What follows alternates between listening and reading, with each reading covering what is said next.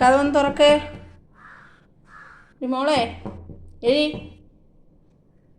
എത്ര നേരമായി അവൻ പോയിട്ട്? ഇത്രയും നേരം എഴിക്കാൻ വയ്യ. സമയം എത്രയായെന്നാണ് വിചാരം? അവൻ പോയിട്ട് വീണ്ടും കയറി കിടന്നുറങ്ങുന്നു. മണി 11 കഴിഞ്ഞു. അത് തുറന്നാ?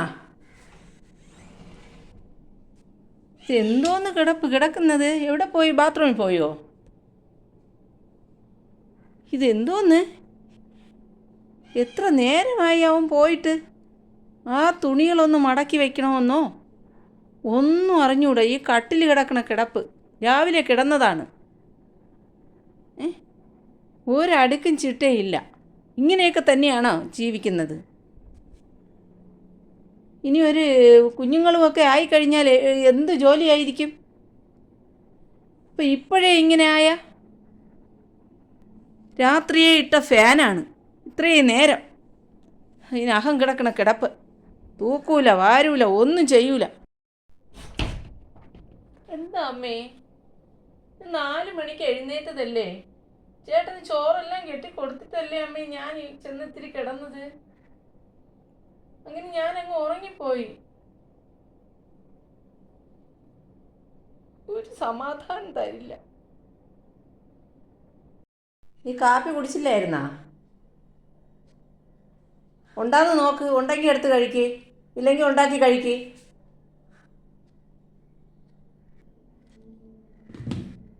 ഇതിലൊന്നുമില്ല. എന്ത് കഴിക്കും? ഒന്നുമില്ലല്ലോ. വയറ് വിശക്കുന്നു. കഴിച്ചു കഴിഞ്ഞോ? കഴിച്ചു കഴിഞ്ഞെങ്കിൽ കുറേ തുണികൾ വാരിയിട്ടിട്ടുണ്ട്. ആ തുണികളൊക്കെ കൂടെ വാരി അലക്ക്. പിന്നെ ഇവിടെ എല്ലാം ഒന്ന് തൂത്ത് തുടയ്ക്കണം. ഇന്ന് ചൊവ്വാഴ്ചയാണ്. വച്ചുകൊണ്ടിരിക്കരുത് വൈകുന്നേരം വരെ. പിന്നെ അച്ഛൻ്റെ കുറേ തുണികളുണ്ട്. എൻ്റെതും അച്ഛൻ്റെയും കുറേ തുണികളുണ്ട്. അവളെ തുണികളും കൂടെ, അനിയത്തിയുടെ അവളെ തുണികളും കൂടെ വാരിയിട്ടൊന്ന് കഴുകിയിട്ട്. അവൾക്ക് ജോലിക്ക് പോകണ്ടേ? എന്നെപ്പോലെ വീട്ടിൽ ഇരുന്നാൽ പോരാ. പറഞ്ഞു കേട്ടാ? മഴ വരുന്നു, നേരത്തെ കഴുകിയിട്. ഇത് ഞാൻ എപ്പോൾ കഴുകി തീരാനാ? എന്തുമാത്രം തുണികളാ!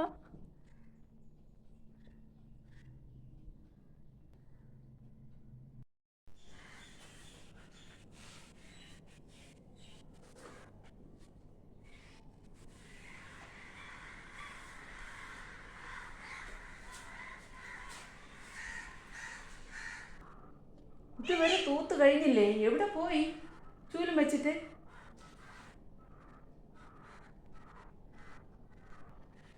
കഴിഞ്ഞു അമ്മ, ദാ വരുന്നു. കഴിഞ്ഞു. ഇപ്പം തുടയ്ക്കാം.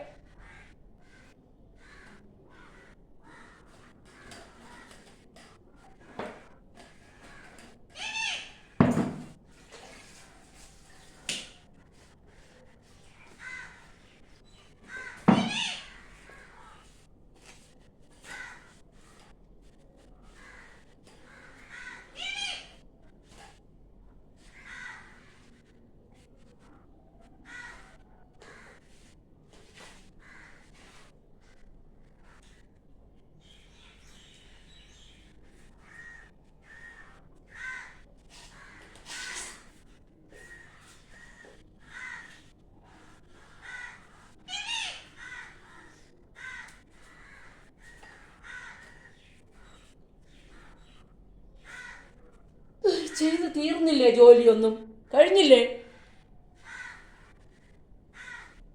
എന്തോന്ന് തുടയ്ക്കുന്നത്? വൃത്തി വേണ്ടേ? വൃത്തിയായിട്ട് തുടയ്ക്ക്.